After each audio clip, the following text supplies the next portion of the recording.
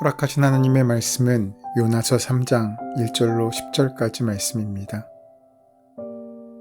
여호와의 말씀이 두 번째로 요나에게 임하니라. 이르시되 일어나 저 큰 성읍 니느웨로 가서 내가 내게 명한 바를 그들에게 선포하라 하신지라. 요나가 여호와의 말씀대로 일어나서 니느웨로 가니라. 니느웨는 사흘 동안 걸을 만큼 하나님 앞에 큰 성읍이더라. 요나가 그 성읍에 들어가서 하루 동안 다니며 외쳐 이르되 40일이 지나면 니느웨가 무너지리라 하였더니 니느웨 사람들이 하나님을 믿고 금식을 선포하고 높고 낮은 자를 막론하고 굵은 베옷을 입은지라. 그 일이 니느웨 왕에게 들림에 왕이 보좌에서 일어나 왕복을 벗고 굵은 베옷을 입고 제위에 앉으니라. 왕과 그 대신들이 조서를 내려 니느웨에 선포하여 이르되 사람이나 짐승이나 소떼나 양떼나 아무것도 입에 대지 말지니 곧 먹지도 말 것이요 물도 마시지 말 것이며 사람이든지 짐승이든지 다 굵은 베옷을 입을 것이요 힘써 하나님께 부르짖을 것이며 각기 악한 길과 손으로 행한 강포에서 떠날 것이라. 하나님이 뜻을 돌이키시고 그 진노를 그치사 우리가 멸망하지 않게 하시리라. 그렇지 않을 줄을 누가 알겠느냐 한지라.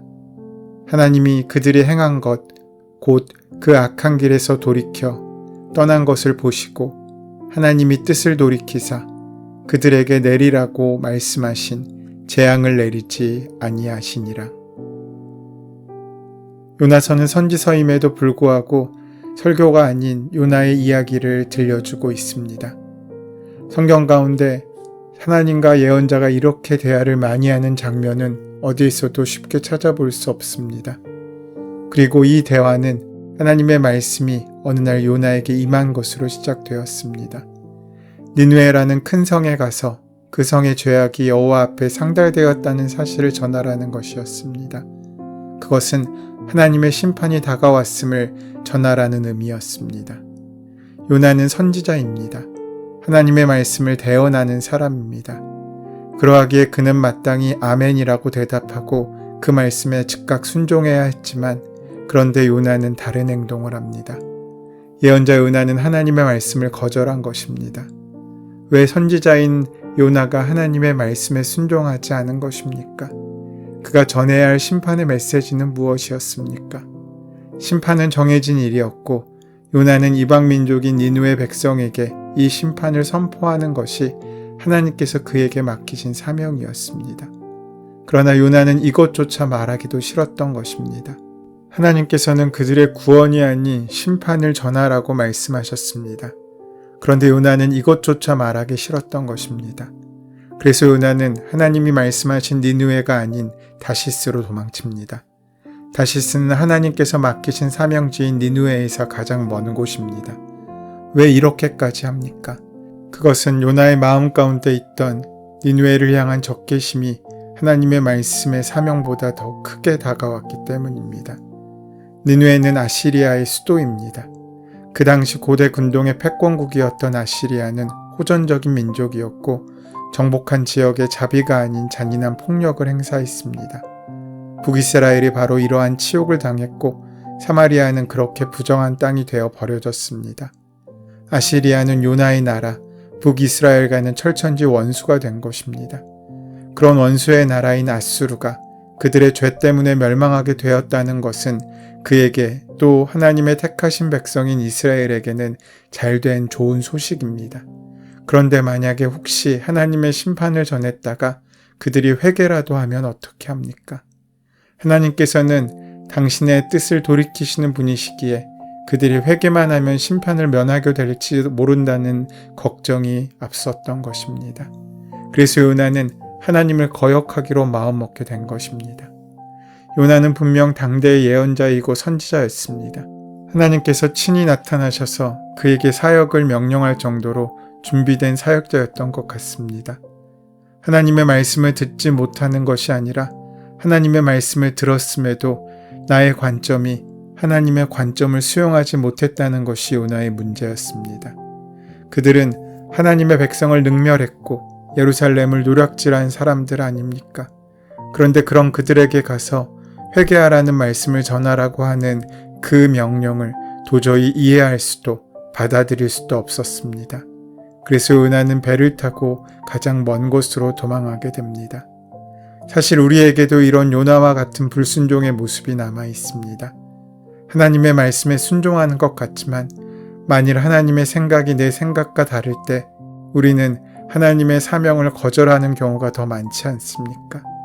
사실 우리들이 하나님의 일을 한다고는 하지만 많은 부분에선 내가 원하는 일들을 합니다. 물론 내가 원하는 것과 하나님이 주시는 은사의 사역이 동일하면 좋겠지만 늘 그런 것이 아니라는 것이 문제입니다. 하나님께서 우리를 부르실 때는 우리의 즐거움을 위해서가 아니라 하나님의 뜻을 이루시기 위해 부르신다는 사실을 우리는 잊지 말고 기억해야 합니다. 결국 우리는 내가 하고 싶은 일과 하나님께서 원하시는 일들 사이에서 고민하는 존재들입니다. 이제 중요한 것은 순종하느냐, 그렇지 않느냐의 문제입니다. 하나님께서는 그렇게 도망치는 요나를 찾아오십니다. 그래서 풍랑을 만나게 하시고 그로 말미암아 자신의 죄를 돌아볼 수 있는 기회를 주십니다.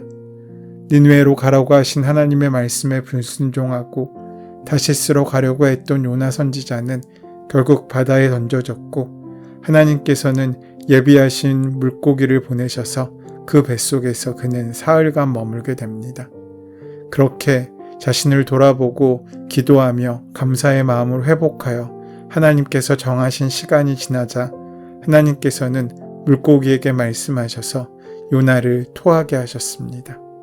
이제 하나님의 뜻을 벗어나 도망하던 요나는 바다 위에 던져져 큰 물고기의 뱃속에서 하나님께 기도하고 살려달라고 울부짖으며 주님께 나아갈 때 하나님의 구원을 만나게 되었고 그렇게 새롭게 다시 태어난 존재가 된 것입니다. 그렇게 하나님의 연단을 거친 후 육지에 토해냄을 당한 요나 선지자에게 하나님의 말씀이 다시 임합니다. 하나님의 말씀이 요나에게 두 번째로 임한 것입니다. 어찌 보면 요나를 향한 하나님의 사랑이 참으로 큽니다. 하나님의 말씀을 전한다는 선지자가 하나님의 명령을 거부하고 엉뚱한 길로 가려고 할 때 하나님께서는 다른 사람을 불러 사용하실 수도 있었습니다. 천지를 창조하시고 이 땅의 역사를 다스리시고 주관하신 하나님께는 조금 더 어려운 일이 아닙니다. 그러나 하나님께서는 처음과 똑같이 다시 요나를 불러주셨습니다. 사실 우리가 이 자리에서 말씀을 함께 기억하고 묵상할 수 있음도 하나님의 그 반복적인 부르심이 없었다면 가능하지 않았을 것입니다. 또한 하나님께서 요나를 통하여 두 번째로 부르심은 니느웨 사람들에게도 은총이었습니다. 만약 요나가 니느웨로 가기를 거부했을 때 하나님께서 니느웨를 그냥 내버려 두셨다면 그들은 이내 멸망의 길로 치닫고 말았을 것입니다. 하나님께서 요나 선지자를 두 번째로 부르심은 하나님의 시선이 이스라엘에만 머물고 있지 않음을 잘 보여주고 있습니다. 이스라엘 백성들은 자신들만이 하나님의 선민이고 자신들만이 구원을 얻게 될 것이라고 믿었습니다. 하지만 하나님께서 이스라엘을 특별히 사랑하신 것은 틀림없지만 이스라엘만 사랑하신 것은 결코 아니었습니다. 오늘 본문 1절은 여호와의 말씀이 두 번째로 요나에게 임하니라고 하였습니다. 여기서 두 번째로 임하였다는 것은 1장에 나왔던 첫 번째 말씀에 임했던 사건과 대조를 이루고 있습니다. 3장에서는 처음 하나님의 말씀이 임했을 때 여호와의 얼굴을 피하여 도망치던 요나가 아니었습니다. 이제는 하나님의 말씀을 듣는 태도와 자세도 달라졌습니다. 전에는 자신의 야망을 이루기 위해 말씀을 읽었고 말씀을 이용했지만 이제는 주님을 인격적으로 만났고 내 인생은 아무것도 아님을 깨닫게 되었습니다. 그저 한 줌의 흙이요 잠시 호흡을 거두어 가시면 순간에 숨이 끊어진다는 것을 지중해의 바닷속에서 물고기의 뱃속 그 컴컴한 어둠 속에서 몸으로 겪으며 알게 된 것입니다. 요나의 인생 전반기는 어떠한 삶이었습니까? 그는 분명 명망 높고 존경받는 선지자로 경제적 안정과 사회적 지위를 얻었을 것입니다. 왕의 스승이라고 하는 영예도 누리고 있었습니다. 그는 국제 정세에 대한 통찰력도 있었고 국가 발전에 공헌한다는 자부심과 강한 애국심도 가지고 있었습니다. 그런 그가 그런 존경과 편안함을 뒤로하고 그의 적대국이었던 니느웨로 간 것입니다. 하나님께서 이끄시는 곳이기에 그곳으로 가서 고생도 마다하지 않습니다. 그의 인생의 사역의 방향과 의미가 바뀌어지게 된 것입니다. 요나의 인생의 전반기를 자기중심적 인생으로 살았다면 그의 인생의 후반기는 하나님 중심으로 살아가게 됩니다. 요나에게 주신 하나님의 두 번째 말씀이 무엇입니까? 2절에 일어나 저 큰 성읍 니느웨로 가서 내가 내게 명한 바를 그들에게 선포하라라고 말씀하십니다. 요나는 이제 도망갈 수 없습니다.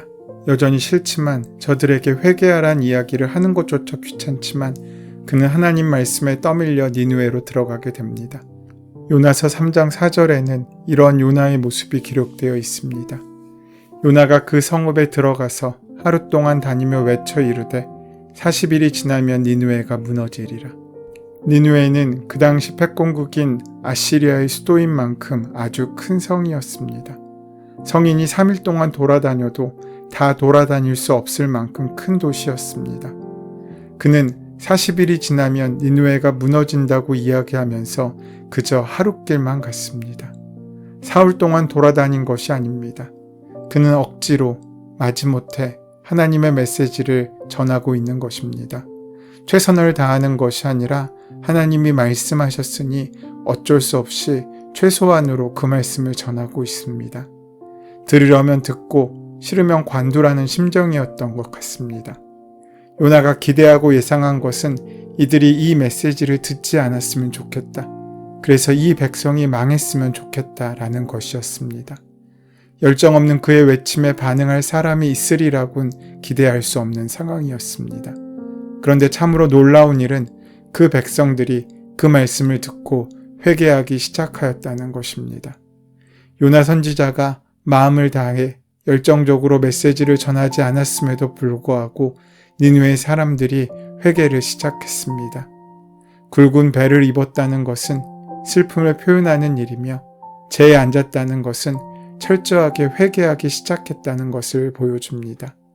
하나님께서 하라고 해서 억지로 한 일이기는 하지만 그 결과는 요나가 전혀 기대할 수 없었던 예측하지 않았던 결과가 만들어지게 된 것입니다. 억지로 복음을 전하긴 하겠지만 그들이 정말로 회개하게 될 줄은 몰랐던 것입니다. 요나의 생각에는 그들은 멸망받아야 할 백성이었기 때문입니다. 하지만 그들은 자신들의 모든 것을 다 걸고 회개합니다. 금식했다는 것은 음식을 끊었다는 것인데 생명유지에 필수적인 먹는 행위를 금하는 것으로 자신의 모든 생사가 하나님께 달려있음을 고백하고 있습니다. 굵은 베옷은 장례식이나 국가적인 재난을 당할 때 주로 입었습니다. 니느웨 사람들은 지금이 국가가 죽는 것과 같은 재난 상황임을 인지하고 있는 것입니다. 이러한 소식은 왕궁에까지 전해지게 되었고 왕 역시 이러한 회개의 자리에 동참하게 되었으며 온 나라에 조서를 내리게 됩니다. 그리고 조서를 내려 4가지를 선포했습니다. 아무것도 먹지도 마시지도 말 것과 굵은 베옷을 입을 것, 하나님께 부르짖어 기도할 것, 그리고 악한 행위에서 떠날 것을 명령합니다. 하나님께서는 이렇게 회개하는 니느웨를 보시고 심판을 거두어 들이십니다. 하나님은 인자하시고 자비로우신 분이시기 때문에 이방인이라고 할지라도 심판을 즐기지 않으시고 용서하시기를 즐거워하시는 분이심을 보여주고 있는 것입니다. 사실 이러한 모습은 요나의 기대와는 다른 것입니다. 하지만 요나 역시 또 다른 기회를 부여받은 사람이지 않습니까? 하나님의 뜻을 거역하였지만 하나님께서는 그에게 또 한 번의 말씀을 주시고 또 한 번의 사명을 주셔서 그에게 돌이킬 수 있는 기회를 주셨습니다. 자신의 회개는 당연한 것이고 남의 회개는 당연하지 않다고 여기는 그 마음은 지금 오늘 우리의 마음과 닮아 있지 않습니까? 하나님께서는 우리에게도 두 번째 기회를 주십니다. 그 은혜에 감사하며 주님 안에서 함께 지어져 감으로 온전히 자기 십자가를 지고 우리에게 가라고 하시는 그곳으로 묵묵히 향하는 우리의 복된 한날이 되시기를 소원하고 축원합니다. 은혜의 주님, 우리의 마음의 생각대로가 아니라 주님의 뜻을 향하여 순종의 길을 걸어간 요나처럼 우리도 말씀대로 일어나게 하시고 주님께서 부르시는 사명의 길을 걷게 하여 주시옵소서. 그 길에 주님의 함께 하심을 믿고 끝까지 우리의 사명을 완성하는 믿음의 사람들로 세워질 수 있도록 주여 은혜로 함께 하여 주시옵소서. 예수님의 이름으로 기도드립니다. 아멘. 이제 오늘 이 아침 우리에게 허락하신 오늘 본문의 말씀이 지금 나에게 주신 하나님의 음성으로 만나지기 위하여 본문의 말씀을 깊이 묵상하시고 함께 기도하는 시간 가지도록 하겠습니다. 함께 기도합니다.